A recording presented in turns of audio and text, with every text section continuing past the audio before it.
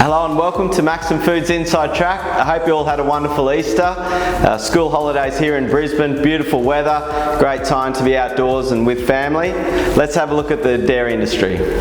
Starting off with whole milk powder. So if we look at milk production in New Zealand, has been healthy year on year, especially in the South Island. The North Island production's been a little bit more neutral. If we look at the GDT, since February we saw 3 consecutive downward movements since the start of February, and this result last night of a 3.4% up showed that there may be have reached a bit of a floor in whole milk powder. There was an O'Neill tender, the Algerian tender that completed at the end of last week, which swallowed up some supply there. And interestingly enough, we saw North Asia come back into buying on this GDT, who have been absent for the last 3 to 4 months. So yeah, interesting times. So obviously the international market seeing some value in whole milk powder at these dollars and jumping back in and buying. In terms of a short to medium term outlook, we don't see any real bullish demand conditions. However, we should predict a reasonably stable market in the next 3 months. Having a look at skim milk powder, very similar to whole milk powder. We have, or may have seen a bit of a floor in pricing. There was a 1% increase last night on the GDT. North Asia were back buying in that auction as well.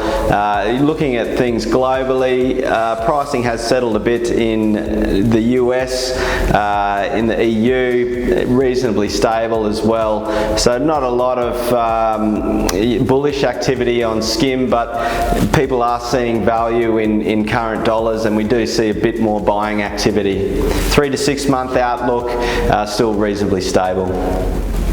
Moving across to butterfat. So yeah, last night on the auction we saw a positive result on both butter and AMF, which really continues that momentum in hand-to-mouth purchasing, especially from Southeast Asian, Middle East and North Asian markets. So people are, still demand is still good, but more importantly supply is down from New Zealand. So those butter pricing, historically we would see them ease, or demand ease at these prices, but it just hasn't been the case. People still buying hand to mouth and the market's still pushing along. So where the top of the market will be, no one really knows, but at the moment the fundamentals suggest that pricing will remain firm in the next 3 to 6 months. Moving across to whey powder. On the sweet whey powder side, sweet whey, lactose permeates have all been reasonably bearish in price over the last 3 months and continue to be. Not a lot of global activity with those commodities. If we look over at the whey protein side of things, a different story, as you know. So WPC continues to be in scarce supply and pricing reasonably high. WPI even more so, and demand still holding up even at these higher prices.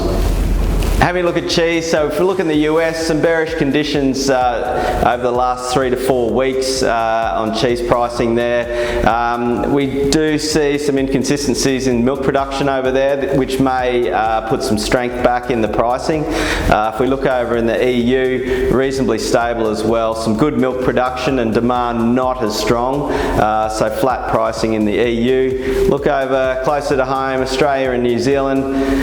Production and inventory still reasonably good in Australia and New Zealand, so it is keeping a bit of a cap on local cheese pricing. We would predict that once this surplus does get sold through, then we will see a bit more bullish conditions on cheese, but for the minute reasonably stable in pricing. Thanks very much for listening to today's Inside Track. Have a wonderful couple of weeks and we'll see you again soon.